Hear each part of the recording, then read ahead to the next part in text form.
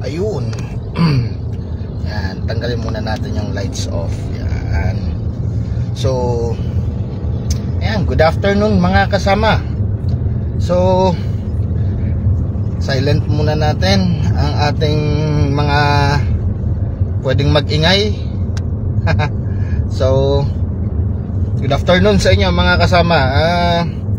Right now, umahapit ho tayo. Nasa construction naman tayo ngayon. So, gandang hapon po. So, lakbay aral na naman tayo mga kasama, no?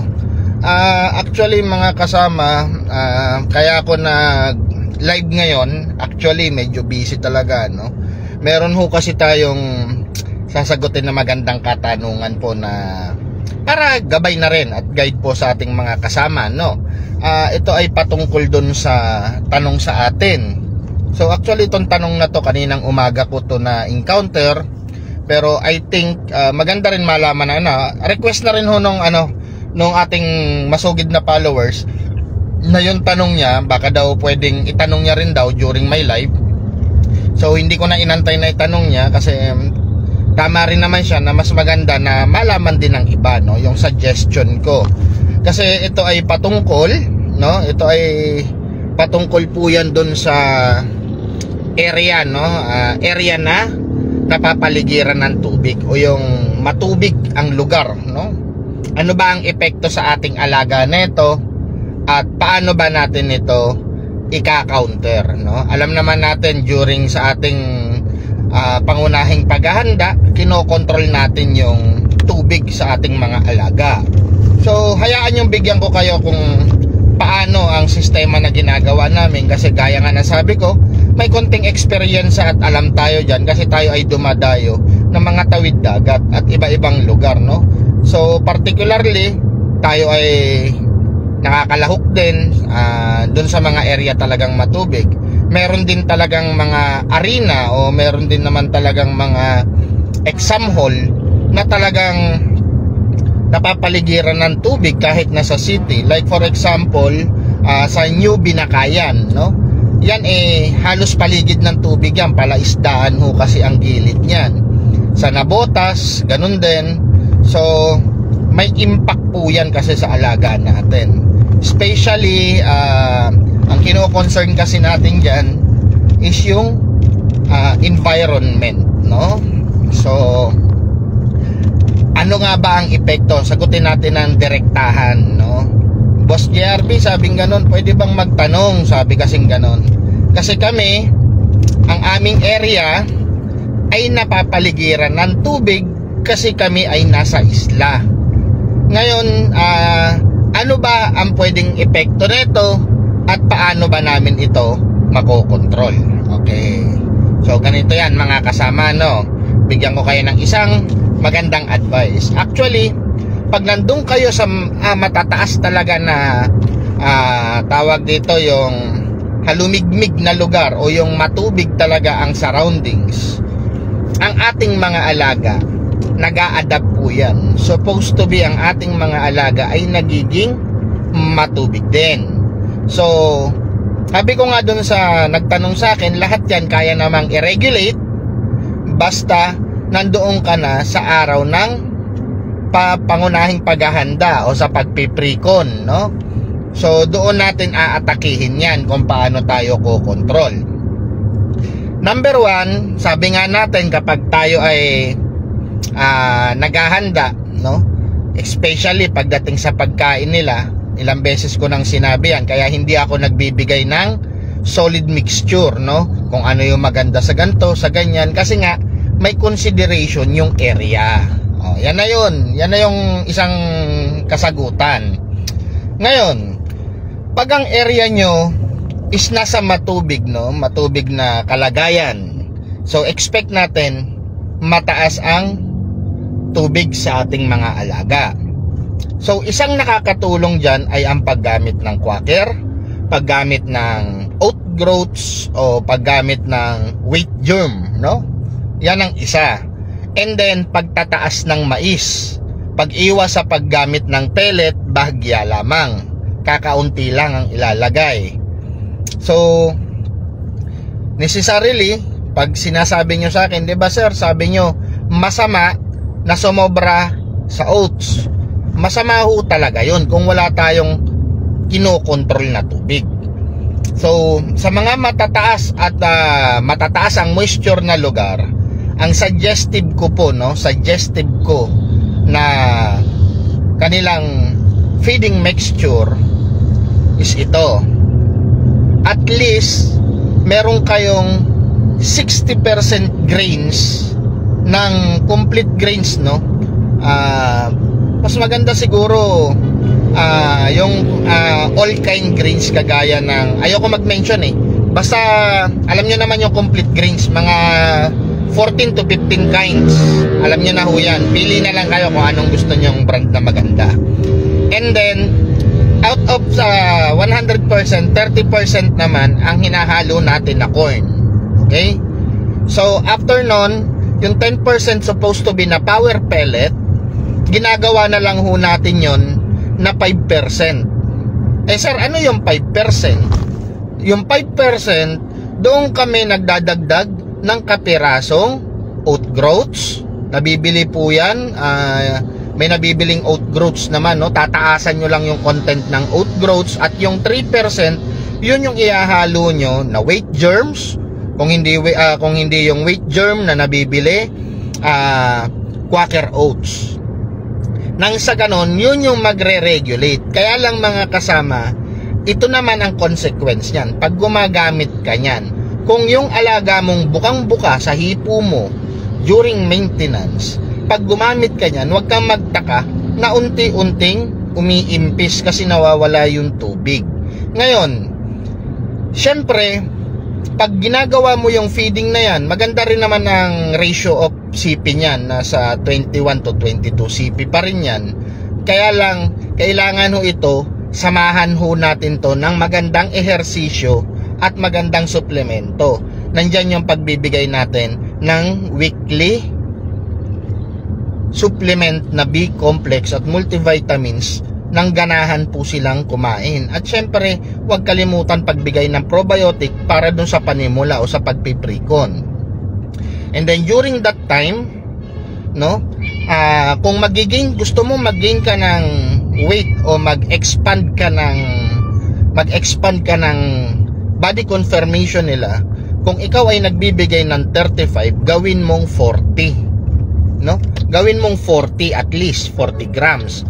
And then from that, mag-pattern ka ng scheduling of mandatory exercises nila. So mag-training ka, magpakaskas ka, magpakahig ka, no, magpa-running pen ka.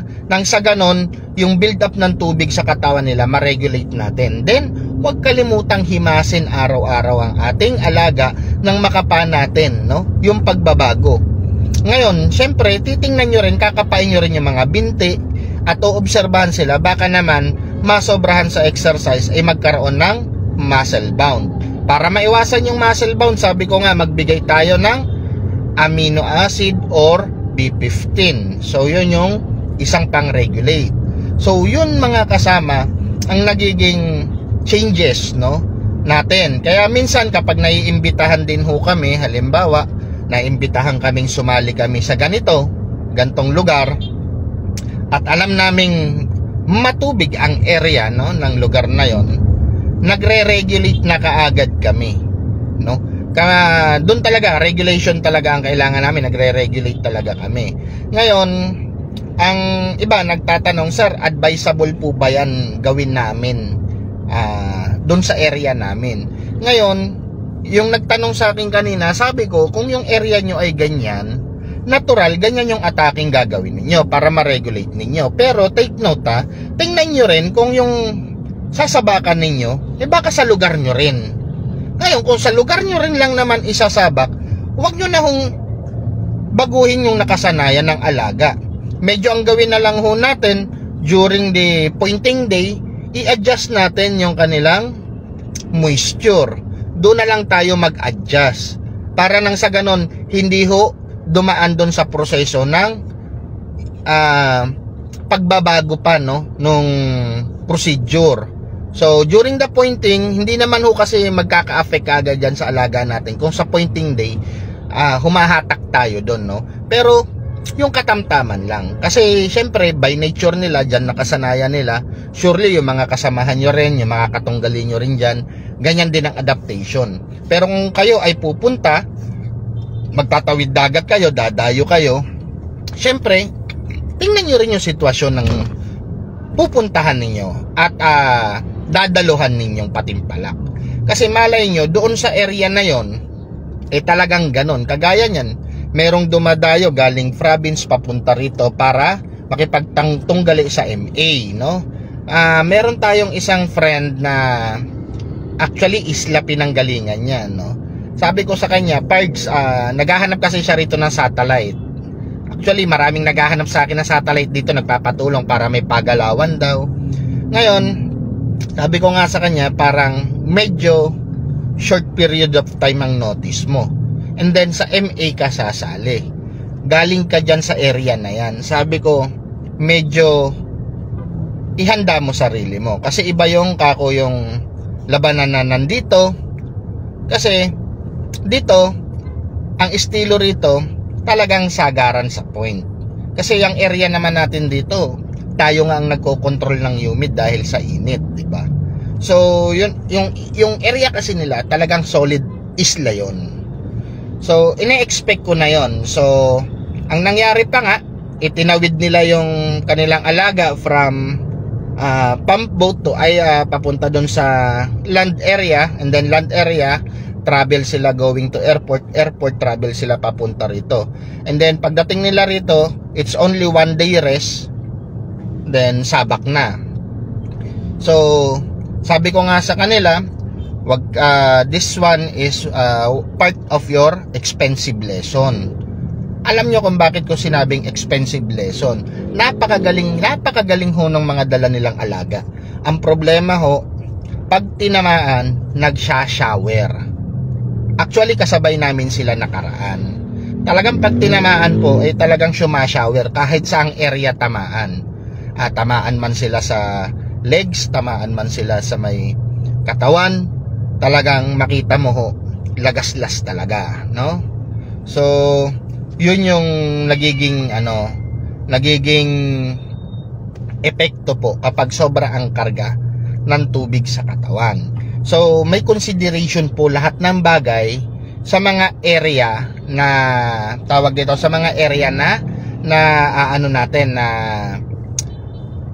tawag dito, yung location of area ng ating pinag-aalagaan o yarda.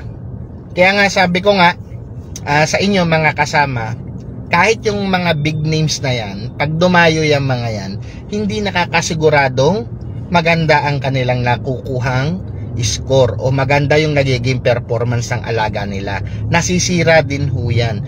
Kaya nga ho yan, depende po yan sa paghahanda ninyo. At depende po yan dun sa handler na maalam kung paano mag-adjust, no? I-adjust yan. Kasi hindi naman pwedeng lalaban ka ng matigasan, hindi mo pinaghandaan o hindi ka nag-iwan o nag-set ng iyong alaga na supposed to be na ito nakalaan to pagdating doon. Saka isa pa mga kasama, kung alam nyo ang inyong alaga ay talagang nakahanda na para doon sa gibaan na kakailanganin niya, pwede ho yun day before ang travel nyo. Pero kung alanganin kayo, at least meron kayong 1 month na nakapag-travel na rito. Para dito yung adaptation, anti-climatize, adaptation, and then adjustment. Yun yung sinasabi ko. Kaya kami ho, pag dumadayo kami sa alanganin at naimbitahan na hindi ho kami makahindi, ay talaga hong merong satellite kaming pinag-i-stayan. Nandun yung alaga namin, nagre-rent kami, talagang naghahanap kami, nagpapa-scout kami. Kasi sometimes nauuna na po yung isang handler namin doon, kasama yung aming alaga, at doon nag-a-adaptation na ho kami. Nang sa ganun naman, at least tayo ay, kung tayo ay malaglagan, no? Matalunan man tayo, that is part of the game. Ang importante nga sinasabi ko, nandoon yung kunat, nandoon yung tigas, nandoon yung laro nila. 'Di ba? At least hindi tayo yung unsatisfied. Ika nga, it's better to lose as long as na makita natin na nag-perform yung ating alaga. Especially kung ang kaharap natin, katunggali natin ay hindi rin biro at kilala rin sa industry, di ba? So, yun yung isang pwede nating itaas noo.